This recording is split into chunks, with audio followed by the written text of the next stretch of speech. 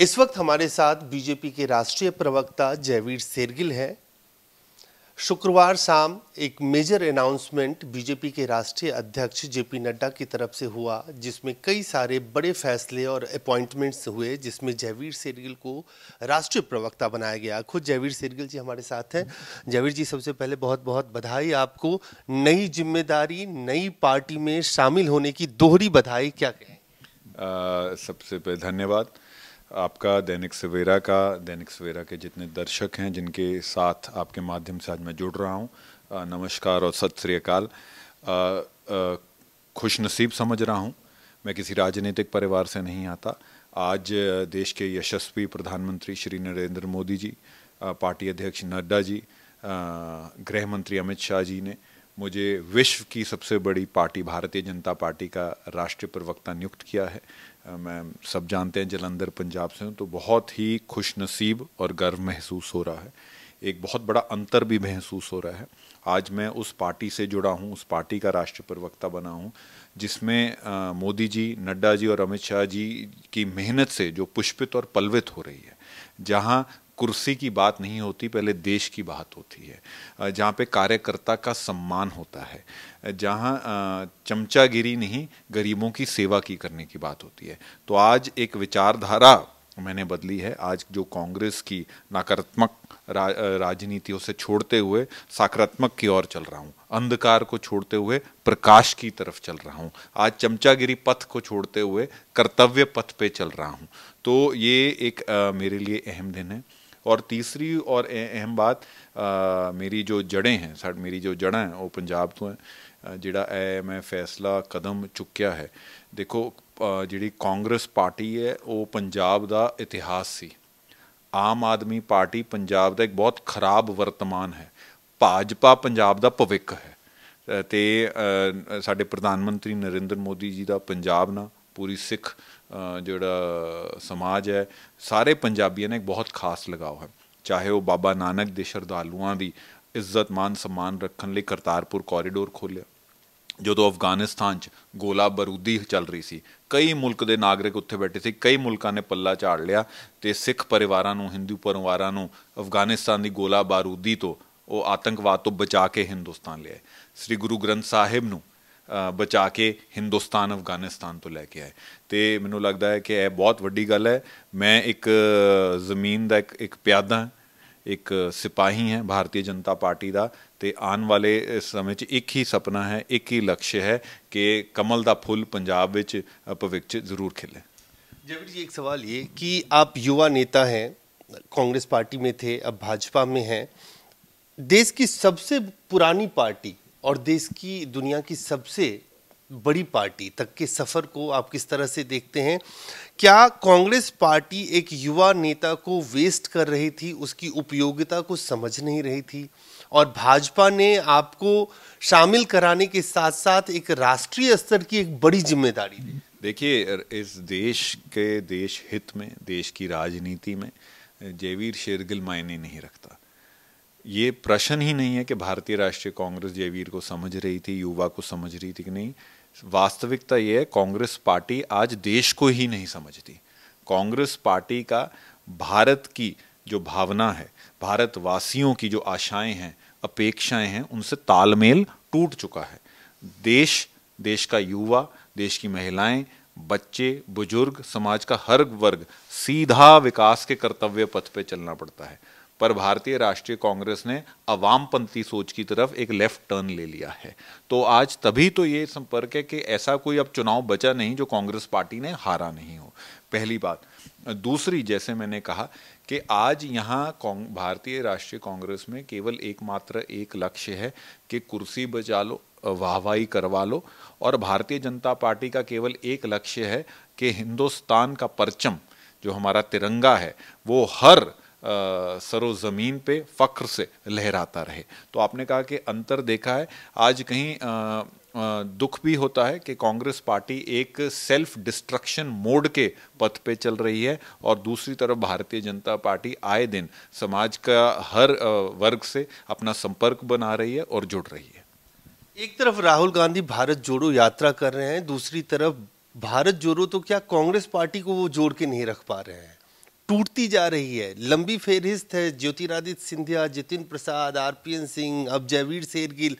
क्या युवाओं के लिए या खासतौर से ऐसे लोग जो राजनीति में सुचिता करने आए हैं, ईमानदारी से काम करने आए हैं, एक कोटरी है गांधी परिवार के आसपास जो उनको काम नहीं करने देना चाहती और उनको अंत में लकीर की दूसरी तरफ देखना पड़?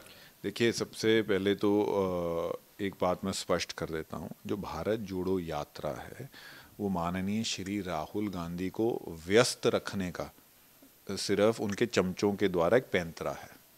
उसका देश के वोटर से, देश के मुद्दों से, देश के एजेंडे पे कोई लेना नहीं देना नहीं। पहली तो बात, भारत तो टूट नहीं रहा, जो उसको जोड़ने की आवश्यकता है।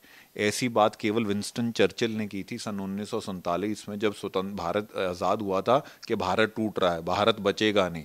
तो आज ऐसी बात कांग्रेस पार्टी दोहरा रही है 1947 के बाद 2022 में। भारत आज कहीं सबसे पहले से ज़्यादा जुड़ा हुआ है।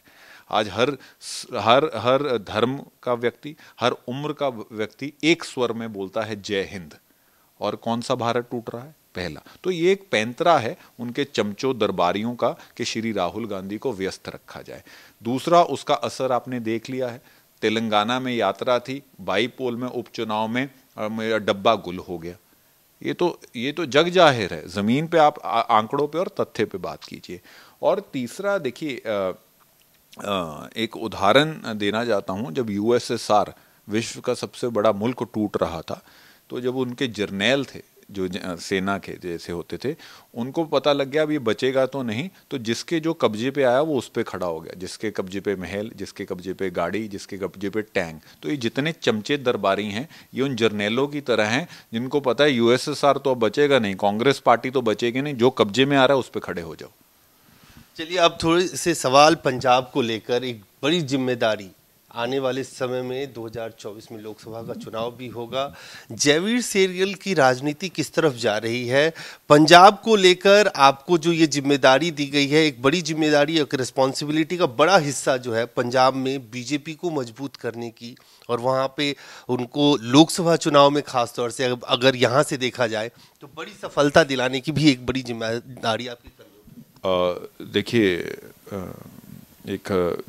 दो बातें स्पष्ट हैं। न कद की न पद की राजनीति केवल एक लक्ष्य से कि पंजाब में भारतीय जनता पार्टी का परचम मजबूती से लहराए, कमल का फूल खिले। जैसा मैंने कहा कि कांग्रेस इतिहास है, आम आदमी पार्टी बुरा वर्तमान है, भारतीय जनता पार्टी एक भविष्य है, उज्जवल भविष्य है। तो श्री नरेंद्र मोदी जी का, नड्डा जी का, गृह मंत्री जी का, पूरे भाजपा की जो शासन है, उनका जो विकास का संदेश है, उसको घर घर भारतीय जनता पार्टी के जो माध्यम से पंजाब में पहुंचाना, देश में पहुंचाना, ये इस छोटे से अदने से सिपाही को एक जिम्मेदारी दी है। और उम्मीद करता हूँ उनकी आशाओं पर खरा उतरूंगा।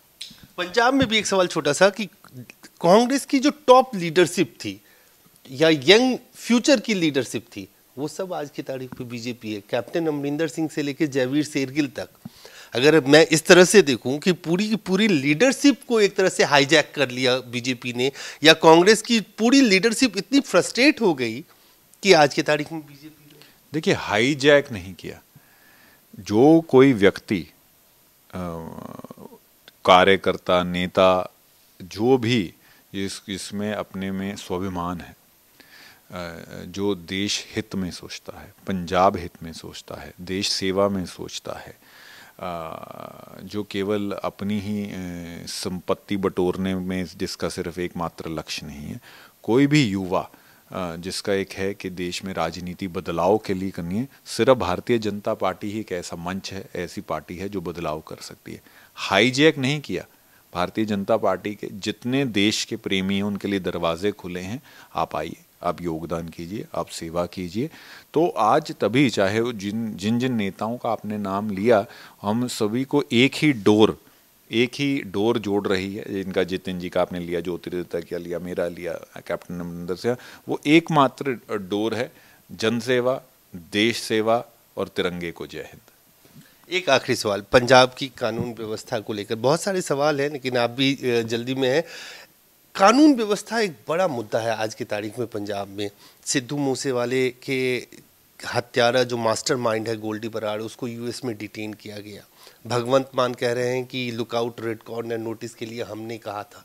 अब लग रहा है जैसे क्रेडिट लेने की भी होड़ मची हुई है कि अगर गोल्डी बराड़ गिरफ्तार हुआ तो उसमें पंजाब सरकार श्रेय लेने की कोशिश कर। देखिए, सिद्धू मूसेवाला हत्याकांड में आम आदमी पार्टी की सरकार भी आरोपी है। गोल्डी बराड़ को डिटेन किया, रोका, उसमें भगवंत मान जी ने कोई तीर नहीं चलाया। वो एक कानून की व्यवस्था है, अमेरिका में पुलिस अपना काम कर रही है। प्रश्न तो ये है, गोल्डी बराड़ तो पकड़ा गया, आम आदमी पार्टी की जो चूक थी, जो लापरवाही थी, उस पर राजनीतिक तौर पे जिम्मेदारी और जवाबदेही क्यों तय होगी? आज क्या सिद्धू मूसेवाले के जो माता पिता बुजुर्ग हैं, क्या वो दर दर भटक के गुहार नहीं लगा रहे, हम देश छोड़ देंगे अगर हमारे बेटे को इंसाफ नहीं मिला? आज क्यों उनकी आंखों में आंसू हैं, क्यों उनकी आंखें नम हैं? अगर आम आदमी पार्टी के पास इंटेलिजेंस रिपोर्ट थी, जो थी मीडिया के माध्यम, तो सिद्धू मूसेवाले की सिक्योरिटी किसने वापस ली? गोल्डी बराड़ को डिटेन करने से आम आदमी पार्टी के जो पाप हैं, जो स्लेट भरी गई है पापों की, कानूनी व्यवस्था को लाचार करने की, वो नहीं मिटने वाली। जितना मर्जी भंगड़ा कर लें गुजरात में, जितना मर्जी प्रचार कर लें अखबारों में, जितना मर्जी भ्रष्टाचार कर लें, पंजाब ने आज ये देख लिया है कि आम आदमी पार्टी पंजाब को की कानूनी व्यवस्था को दीमक की तरह खा के खोखला करने पे तुली हुई है, जो भारतीय जनता पार्टी नहीं चाहती।